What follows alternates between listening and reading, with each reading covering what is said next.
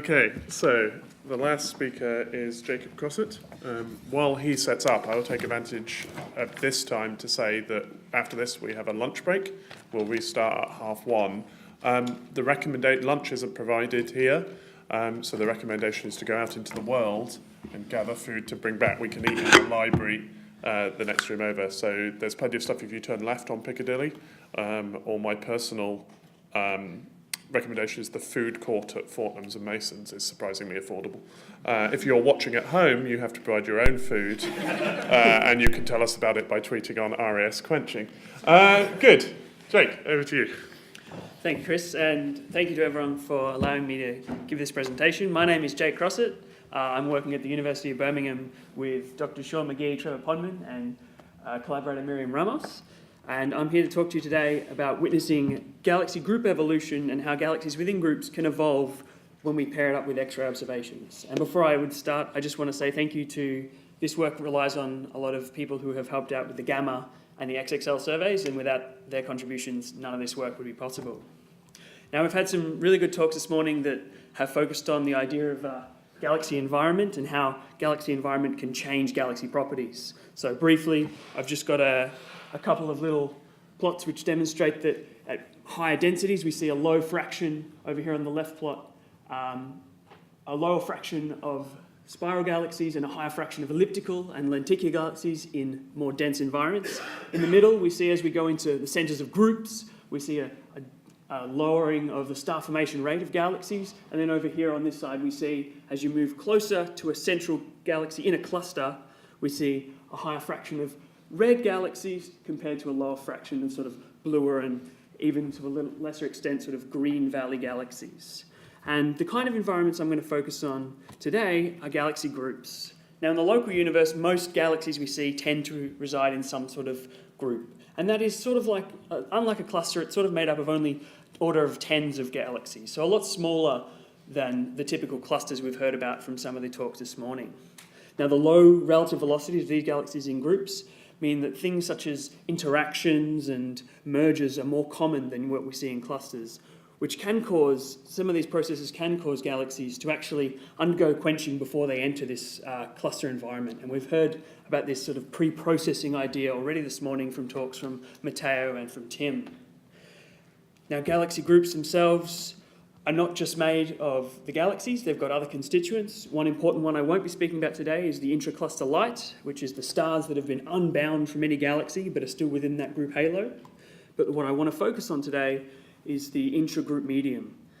Now, as the sort of the halo of these group galaxies allows gas particles to fall into these groups, they heat up, and then we can observe sort of this plasma of hot particles through X-ray observations. Now, this intragroup medium sort of forms and then develops as the group sort of virializes and it evolves on. Now, this intragroup medium, this hot plasma, is actually what facilitates what some people have been talking about earlier. I think Nikki sort of mentioned it briefly, this ram pressure stripping of galaxies, so this gas removal via the intragroup medium. Now, the smaller mass in the groups that I'm looking at here today mean that ram pressure stripping may not be as dominant as it is in large clusters, where the potential well is deeper and the intracluster medium is more dense. However, it still can play a role even in group environments. So the question I'm really interested in is looking at galaxies with different amounts or different properties of the intragroup medium. So if we were to compare galaxies with well-developed or strong intragroup medium through bright X-ray observations, how does that compare to groups where the X-ray observation suggests that there is a lack of an intragroup medium? Do we see a difference in the X-ray selected or in optically selected groups when we split them up by X-ray properties? Now, past studies have attempted this. A lot of the time, however, they do only use small samples of groups or clusters because it is kind of hard to get large areas of X-ray data. And what they've found is that when we find optical groups that don't have any X-ray emission, sometimes they can be due to things such as group age or the formation time of the group. Sometimes, especially photometric measurements are used for group identification, some line of sight possible interlopers, or perhaps that there's a different property intragroup medium and say the central entropy of the entropy of the gas might be different. And I'm interested in trying to disentangle the role of some of these different things. So in order to do that, I'm using data from the Gamma survey, which is a large survey that uses 3 equatorial fields and 1 additional field that overlaps with the XMM XXL survey. So just quickly to highlight the galaxies and the groups I am using, here is a very convoluted plot with a whole bunch of circles and squares on it. The black dotted circle is the top part of the gamma GO2 field. Now this is the field that was done sort of towards, that is not completely finished in gamma. It was never complete down to the 19.8 magnitude. However, there is a region of that field that is actually quite highly complete, and I highlight the part that we're using here in this blue box. So all of the gamma groups I'm using are within this range here to ensure we've only got really high optical completeness groups. Now also what we see here is a whole bunch of circles in grey and red, and these are the XXL pointings, the XMM pointings from the XXL survey. So what I've done is I've taken all of the groups which lie within the gamma region of high completeness and within the circles of the XMM pointings, which are good pointings. So I've got in red some pointings where there was either an artifact or perhaps a high background which might bias some results, so I've removed those from the sample. To get a sample of about 230 odd groups that are optically selected that have a source or position in the XXL footprint, so we can get X-ray photometry of all of these. Now for some of these groups, they might actually not just be groups themselves, but be part of some sort of larger structure. So that could be sort of filamentary structures feeding off them and as part of a larger cluster. So what we've done is we've cross-matched the optical groups with the known XXL sources that are sort of these large clusters.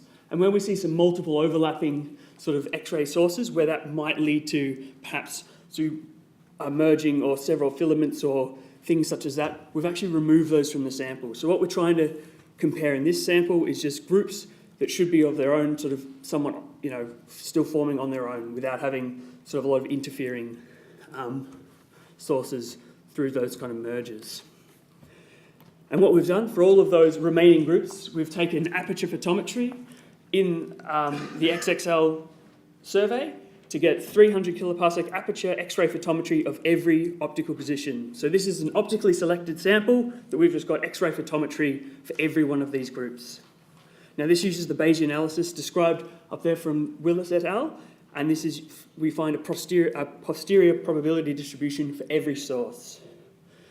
Now when we do get these posterior distributions, we have most of our sources look like the ones on this side, where we see a nice peak of the posterior distribution that gives us some sort of flux measurement. And where that is possible, we do have a nice peak, and we use the top of that peak as our flux measurement for these X-ray sources.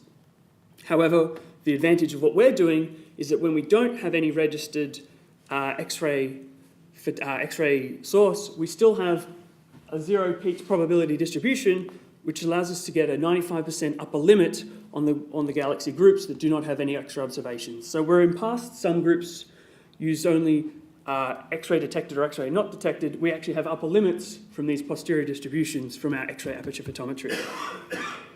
So now what we can do is we can split up our sample. So here I've got a plot of the optical luminosity. The group optical luminosity. So this is the total luminosity in the groups from the optical light compared to the X-ray luminosity here, using different scales just to help both X-ray and optical people try and make more sense of it. Now we've fit basically a trend line to the very middle of it and then split the sample into things that are sort of overly bright for their optical luminosity and underluminous for their optical luminosity. So we've got sort of an X-ray bright sample here in blue, an X-ray dim sample in red, and an intermediate X-ray medium sample because I chose the word X-ray medium for some reason. We have experimented with changing how this slope and how the split works, and that doesn't seem to change terribly how the results look qualitatively, but we've chosen this one to try and keep the amount of sources on either the blue and the red to be sort of equal. Now, a quick look at some of the sample statistics before I get into the real interesting results. To make sure we're trying to be fair, we use only galaxies with an optical luminosity between 10 to the 10.5 and 10 to the 11.5, and we're only using groups between redshifts of 0.05 and 0.3. So we're trying to keep it somewhat constrained, so we're trying to compare groups of similar optical luminosities. Now, if we plot histograms of the central group, the group central redshift, or the group multiplicity. We don't see significant differences within those distributions, save for this large peak at about redshift 0.15. However, what we do see, and I will point this as a caveat, that we do see that the groups that are X-ray dim, so that's the red sample, the underluminous groups, have a higher average optical luminosity. So they're on average a lot bigger. Now to get some actual results for it, if we were to plot the group properties of the magnitude gap, so this is the gap between the brightest galaxy and the next brightest galaxy, what we see is that there is quite a large difference between the X-ray bright sample and the X-ray dim sample. So here are all the points here in this large plot.